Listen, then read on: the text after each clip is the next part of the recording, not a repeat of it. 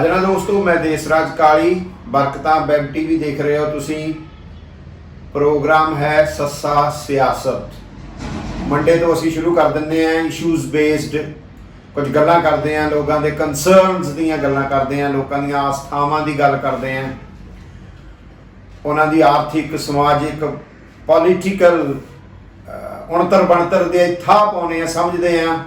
इन्हां दिनां दे विच असीं थोड़ी साडी शरधा दा बहाव तेज़ हो जाता है। पहली पातशाही सतगुरु नानक देव जी का प्रकाश पुरब नेड़े है, 19 नवंबर।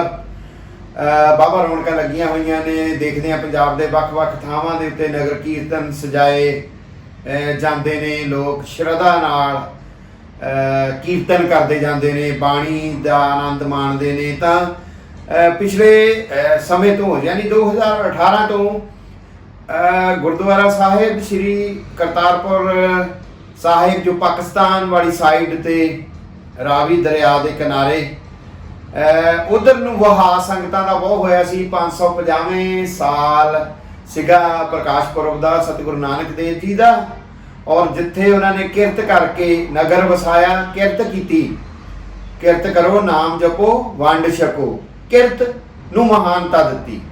सो वो थां साडी शरधा की थां बहुत पंजाबी, पर मेरे अज मन च सी कि हुण करता लांघा खुलिया, लोग गए आए, जियारतां हुईयां, फिर कोविड का पीरियड आ गया। आप सारे जानते हैं थोड़ा जिहा मुल्कां च टेंस माहौल भी हो गया, लांघा बंद हो गया। फिर डिमांड आ रही कि सानू दर्शन दिदारे केंद्र को बीजेपी वाले गए ने, आपां लंबे चौड़ी गल नहीं, उन्होंने मंग की है मुख्यमंत्री सॉरी प्रधानमंत्री को मंग पत्र दिता है कि लांघा खोलिया जाए।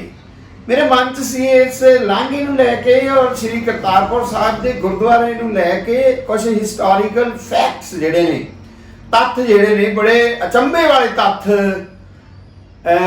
जिहड़े ने 1504 च बाबा जी वसाउंदे ने इस सारे नूं, उत्थे किरत करदे ने, उन्हां दी याद बनती है, गुरुद्वारा साहब उसरदा है।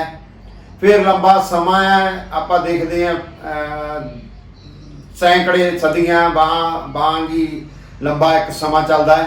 फिर 1947 की वंड की लीक पैंदी है, रेडिकल फ्लाइंग जिन्होंने कहते हैं। उस लीक मुताबक जिहड़ा शक्करगढ़ तहसील सी, ये रावी दे राइट विंग ते सज्जे हत्थ ते समेत करतारपुर साहब दे यह सारा शक्करगढ़ तहसील पाकिस्तान दे हिस्से आ जाती है। ते खब्बे किनारे रावी दे सीगा गुरदासपुर, और वो गुरदासपुर वाला जिहड़ा सारा एरिया सीगा वो भारत दे वंडे आ जाता, ये लीक पै जाती है। 1948 च अकाली दल ये मंग रखता है कि सानू गुरुद्वारा ननकाना साहिब ते गुरुद्वारा श्री करतारपुर साहिब जिहड़ा आ वो एक्वायर कर लेना चाहिए। बहुत पुरजोर मंग रखी जाती, बहुत जोरदार। और ये मंग जिहड़ी आ 1959 तक यानी 48 तो 59 तक 11 साल परसिस्ट करती रही है। यह मंग कि सानू ननकाना साहिब गुरुद्वारा वाला एरिया और करतारपुर साहिब वाला वो एक्वायर कर लेना चाहिए। पर इधर इंडियन नैशनल कांग्रेस की सरकार सी और वो इस मंग दे विरुद्ध सी, वो रेडिकल फ्लाइंग ते ही कायम रखना चाह रही सी। एक कंट्राडिक्शन भी पैदा हुई उस वेले सीगी। एक इंटरेस्टिंग जिहड़ा नुकता है, पॉइंट जिहड़ा है वेरी इंटरेस्टिंग कि इस सारे के बावजूद एक रावी ते जस्सर पुल हुंदा सी। वो जस्सर पुल तो वंड तो बाद भी साडे लोग जिहड़े आ उत्थों पार करके गुरुद्वारा साहब नतमस्तक हुंदे सीगे, अपनी श्रद्धा का प्रगटावा करते रहे आ। और कदों तक उधर आना जाना रहा उन्हां दा 1965 तक। तुसीं अंदाज़ा ला लो कि किवें वो फ्रीकुएंटली आ जा सकते सीगे। इन्नियां रिस्ट्रिक्शनस, इन्नियां सख्तियां नहीं सीगियां बॉर्डर के उत्ते। पर फिर 65 जंग लग गई, ਔਰ ਉਹਦੇ ਤੋਂ ਬਾਅਦ ਤਾਂ ਬਹੁਤ ਜ਼ਿਆਦਾ ਹੀ ਸਖਤੀ ਹੋ ਗਈ ਸੀ, ਅਸੀਂ ਦੇਖਿਆ। ਫਿਰ ਉਸ ਤੋਂ ਬਾਅਦ ਉਹ ਸਿਲਸਿਲਾ ਉੱਥੇ ਬੰਦ ਹੋ ਜਾਂਦਾ। ਬਟ ਇਟ ਇਜ਼ ਇੰਟਰਸਟਿੰਗ, ਇਹ ਖੂਬਸੂਰਤ ਬਹੁਤ ਹੈ। ਫਿਰ 1969 ਦੇ ਵਿੱਚ ਆਣ ਕੇ ਸਤਿਗੁਰੂ ਨਾਨਕ ਦੇਵ ਜੀ ਦਾ 500 ਸਾਲਾ ਪ੍ਰਕਾਸ਼ ਪੁਰਬ ਸਾਡੇ ਬਹੁਤ ਧੂਮਧਾਮ ਨਾਲ ਮਨਾਇਆ ਸੀਗਾ। ਕਾਲਜ ਖੋਲ੍ਹੇ ਗਏ ਸੀ, ਯੂਨੀਵਰਸਿਟੀਆਂ ਖੋਲ੍ਹੀਆਂ ਗਈਆਂ ਸੀਗੀਆਂ। ਗੁਰੂ ਨਾਨਕ ਦੇਵ ਯੂਨੀਵਰਸਿਟੀ ਦਾ ਉਸ ਵੇਲੇ ਦਾ ਖੋਲ੍ਹੇ ਜਾਣਾ, ਬਹੁਤ ਸਾਰੇ ਕਾਲਜ ਗੁਰੂ ਨਾਨਕ ਦੇਵ ਜੀ ਦੇ ਨਾਂ ਦੇ ਉੱਤੇ ਖੋਲ੍ਹੇ ਗਏ, ਜਿਹੜੇ ਹੁਣ ਹੌਲੀ ਹੌਲੀ ਦਮ ਤੋੜ ਚੁੱਕੇ ਨੇ ਪੰਜਾਬ 'ਚ। ਆਪਾਂ ਉਸ ਪਾਸੇ ਨਹੀਂ ਜਾਣਾ, ਬਟ ਇਟਸ ਵੈਰੀ ਇੰਟਰਸਟਿੰਗ ਕਿ ਉਸ 500 ਸਾਲਾਂ ਦੇ ਮੱਦੇ ਨਜ਼ਰ ਸਾਡੇ ਮਰਹੂਮ ਪ੍ਰਧਾਨ ਮੰਤਰੀ ਇੰਦਰਾ ਗਾਂਧੀ ਹੋਰਾਂ ਨੇ ਕਿਹਾ, ਉਹਨੇ ਵਾਅਦਾ ਕੀਤਾ ਕਿ ਸਾਡੀ ਸਰਕਾਰ ਪਾਕਿਸਤਾਨ ਸਰਕਾਰ ਨਾਲ ਗੱਲ ਕਰਕੇ ਕਰਤਾਰਪੁਰ ਸਾਹਿਬ ਭਾਰਤ ਨਾਲ ਰਲਾ ਲਏਗੀ। ਐਸੇ ਹੀ ਉਹਨਾਂ ਨੇ ਕੋਸ਼ਿਸ਼ਾਂ ਵੀ ਹੋਈਆਂ, ਪਰ ਕੁਝ ਵੀ ਨਹੀਂ ਹੋਇਆ, ਕਿਸੇ ਪਾਸੇ ਉਹ ਗੱਲ ਲੱਗੀ ਨਹੀਂ। But it's also a very interesting fact ਕਿ ਸ਼੍ਰੀਮਤੀ ਇੰਦਰਾ ਗਾਂਧੀ ਹੋਰਾਂ ਨੇ ਇਹ ਕੋਸ਼ਿਸ਼ਾਂ ਕੀਤੀਆਂ ਕਰਤਾਰਪੁਰ ਸਾਹਿਬ ਦੇ ਲਾਂਘੇ ਨੂੰ ਲੈ ਕੇ ਨਹੀਂ, ਕਰਤਾਰਪੁਰ ਸਾਹਿਬ ਨੂੰ ਲੈ ਕੇ, ਗੁਰਦੁਆਰੇ ਨੂੰ ਲੈ ਕੇ, ਜਿਹੜਾ ਕਿਤੇ 47 'ਚ ਲੀਕ ਵੱਜ ਗਈ ਸੀਗੀ ਸਾਡੇ ਕੋਲ।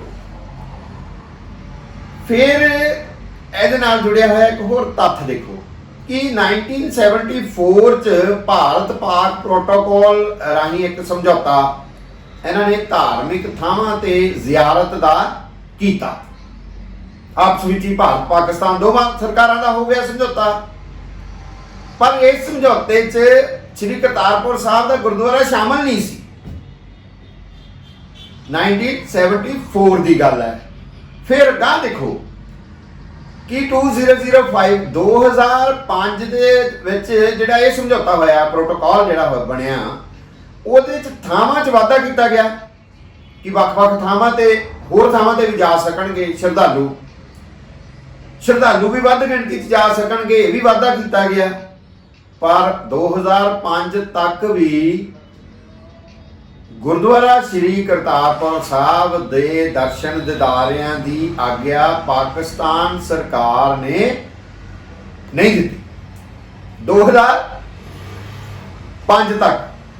ਔਰ ਇੱਕ ਤੱਥ ਮੁਤਾਬਕ 1947 ਤੋਂ ਲੈ ਕੇ ਤੇ 2000 ਤੱਕ ਲਗਭਗ ਗੁਰਦੁਆਰਾ ਸ੍ਰੀ ਕਰਤਾਰਪੁਰ ਸਾਹਿਬ ਬੰਦ ਨਾਲ ਦਾ ਹੀ ਰਿਹਾ ਹੈ। ਨਾ ਉੱਥੇ ਕੋਈ ਬਹੁਤੇ ਵਰਕਰ, ਕੰਮ ਕਰਨ ਵਾਲੇ, ਸੇਵਾ ਕਰਨ ਵਾਲੇ, ਸੰਭਾਲ ਕਰਨ ਵਾਲੇ, ਬੋਰਡ ਕਮੇਟੀ। ਇਹ 47 ਤੋਂ 2000 ਤੱਕ ਇੱਕ ਖਾਮੋਸ਼ੀ ਹੈ, ਪਰ ਇੱਧਰਲੇ ਲੋਕਾਂ 'ਚ ਸ਼ਰਧਾ ਪੂਰਨ ਕਾਇਮ ਹੈ ਇਸ ਗੁਰਦੁਆਰਾ ਸਾਹਿਬ ਦੇ ਦਰਸ਼ਨਾਂ ਲਈ, ਉੱਥੇ ਨਤਮਸਤਕ ਹੋਣ ਲਈ, ਉਹਦੀ ਜ਼ਿਆਰਤ ਵਾਸਤੇ। ਫਿਰ 550ਵਾਂ ਵਰ੍ਹਾ ਸ਼ੁਰੂ ਹੋ ਜਾਂਦਾ ਔਰ 26 ਨਵੰਬਰ 2018 ਨੂੰ ਇਮਰਾਨ ਖਾਨ ਹੋਣੀ ਪਾਕਿਸਤਾਨ ਦੇ ਪ੍ਰਧਾਨ ਮੰਤਰੀ ਜਿਹੜੇ ਆ, ਉਹ ਉਧਰਲੇ ਪਾਸੇ ਨੀਂਹ ਪੱਥਰ ਰੱਖਦੇ ਨੇ ਤੇ ਉਹਦੀ ਬਿਊਟੀਫਿਕੇਸ਼ਨ, ਉਹਦੀ ਬਾਉਂਡਰੀ ਔਰ ਗੁਰਦੁਆਰਾ ਸਾਹਿਬ ਦੀ ਸੇਵਾ।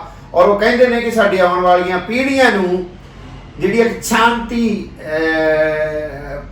ਪ੍ਰੋਸਪੈਰਿਟੀ, ਸਦਭਾਵਨਾ ਦਾ ਸੁਨੇਹਾ ਹੀ ਇਹਨਾਂ ਦੇ ਫਿਊਚਰ ਨੂੰ ਬ੍ਰਾਈਟ ਕਰ ਸਕਦਾ ਆ। ਇਸ ਕਰਕੇ ਅਸੀਂ ਇਹ ਲਾਂਘਾ ਖੋਲ੍ਹਣ ਦੀ ਤਜਵੀਜ਼ ਉਹਨਾਂ ਨੇ ਸ਼ੁਰੂਆਤ ਜਿਹੜੀ ਕਰ ਦਿੱਤੀ। ਸਾਡੇ ਵੀ 28 ਨਵੰਬਰ 2018 ਨੂੰ ਦੇਸ਼ ਦੇ ਪ੍ਰਧਾਨ ਮੰਤਰੀ ਵੱਲੋਂ ਨੀਂਹ ਪੱਥਰ ਰੱਖ ਕੇ ਉਹ ਲਾਂਘੇ ਦਾ, ਔਰ ਬਹੁਤ ਜਲਦੀ ਫਿਰ ਲਾਂਘਾ ਜਿਹੜਾ ਮੀਟਿੰਗਾਂ ਹੋਈਆਂ, ਤਿਆਰੀਆਂ ਹੋਈਆਂ, ਬਹੁਤ ਜਲਦੀ ਆਪਾਂ ਸਾਰਿਆਂ ਨੇ, ਹੁਣ ਤਾਂ ਆਪਾਂ ਤਾਜ਼ਾ ਦੇਖਿਆ, ਫਿਰ ਉਸ ਵੇਲੇ ਲੋਕ ਆਉਣ ਜਾਣ ਲੱਗ ਪਏ। 550 ਪੂਰੀ ਧੂਮ-ਧਾਮ ਦੇ ਨਾਲ ਮਨਾਇਆ ਗਿਆ। ਪੰਜਾਬ ਸਰਕਾਰ ਵੱਲੋਂ, ਭਾਰਤ ਸਰਕਾਰ ਵੱਲੋਂ, ਵੱਖ-ਵੱਖ ਸਰਕਾਰਾਂ ਵੱਲੋਂ, ਈਵਨ ਪਾਕਿਸਤਾਨ ਵੱਲੋਂ ਵੀ ਬਹੁਤ ਧੂਮ-ਧਾਮ ਦੇ ਨਾਲ ਉਹ ਮਨਾਇਆ ਗਿਆ ਔਰ ਇਹ ਲਾਂਘਾ ਖੁੱਲ੍ਹ ਗਿਆ।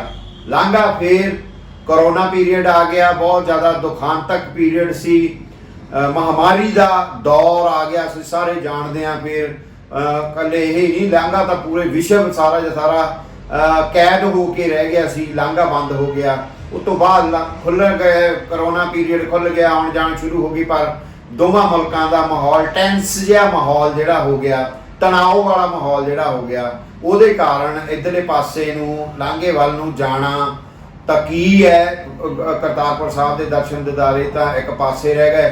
ਉਹ ਜਿਹੜੇ ਸਾਡੇ ਬਾਰਡਰ ਦੇ ਉੱਤੇ ਸਾਡਾ ਜਿਹੜਾ ਆਰਥਿਕ ਲਾਂਘੇ ਸੀਗੇ, ਜਿੱਥੋਂ ਸਾਡਾ ਸਾਮਾਨ ਜਾਂਦਾ ਸੀਗਾ, ਘੱਟੋ ਘੱਟ $500 ਮਿਲੀਅਨ ਦਾ ਸਾਡਾ ਲੈਣ ਦੇਣ ਕਹਿ ਲਓ, ਵਪਾਰ ਕਹਿ ਲਓ, ਅਫਗਾਨਿਸਤਾਨ ਦੇ ਨਾਲ ਮੇਵਿਆਂ ਦਾ ਵਪਾਰ ਹੀ ਸਾਡਾ ਸੀਗਾ, ਉਹ ਸਾਰੇ ਬੰਦ ਹੋ ਗਏ ਸੀਗੇ। ਹੁਣ ਹੌਲੀ ਹੌਲੀ ਕੁਛ ਵਾਹਵਾ ਭਾਰੀ ਉਹਨੂੰ ਕੀ ਕਹਾਂਗੇ ਆਪਾਂ, ਕੁਆਂਟਲਾਂ, ਹਜ਼ਾਰਾਂ ਕੁਆਂਟਲ ਜਿਹੜੀ ਆ ਉਹ ਕਣਕ ਜਿਹੜੀ ਆ ਉਹ ਅਫਗਾਨਿਸਤਾਨ ਨੂੰ ਅਸੀਂ ਸਹਾਇਤਾ ਵਜੋਂ ਦੇਣੀ, ਕਿਉਂਕਿ ਇੱਥੇ ਅਨਾਜ ਦੀ ਬਹੁਤ ਜ਼ਿਆਦਾ ਕਿੱਲਤ ਆਈ ਹੋਈ ਹੈ। ਤਾਂ ਪਾਕਿਸਤਾਨ ਵੱਲੋਂ ਇਸ ਪਾਸੇ ਨਰਮਾਈ ਵਰਤੀ ਗਈ ਆ ਕਿ ਇਹ ਲਾਂਘੇ ਰਾਹੀਂ ਅਸੀਂ, ਬਾਰਡਰ ਰਾਹੀਂ ਅਸੀਂ ਟਰੱਕਾਂ ਰਾਹੀਂ ਉੱਧਰਲੇ ਬੰਨੇ ਨੂੰ ਆਪਣੀ ਉਹ ਕਣਕ ਜਿਹੜੀ ਆ ਉਹ ਭੇਜ ਸਕਾਂਗੇ। ਉਹਦੇ ਤੋਂ ਵੀ ਥੋੜਾ ਜਿਹਾ ਉਹਨਾਂ ਦੀ ਨਰਮਾਈ ਦਾ ਅਹਿਸਾਸ ਹੋ ਗਿਆ।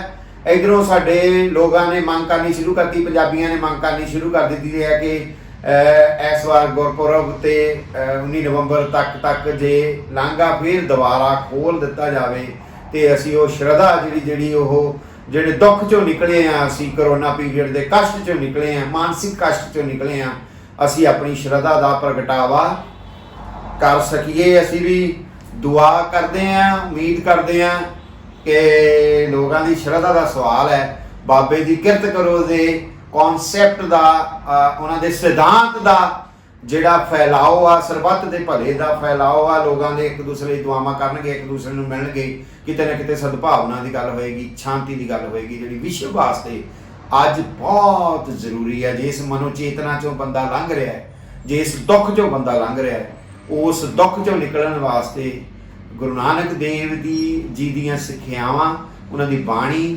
ਔਰ ਉਹਨਾਂ ਦੇ ਉਸ ਥਾਟ ਪ੍ਰਵਾਹ ਦੀ ਅੱਜ ਬਹੁਤ ਜ਼ਿਆਦਾ ਜ਼ਰੂਰਤ ਹੈ। ਥੈਂਕ ਯੂ ਵੈਰੀ ਮਚ ਦੋਸਤੋ।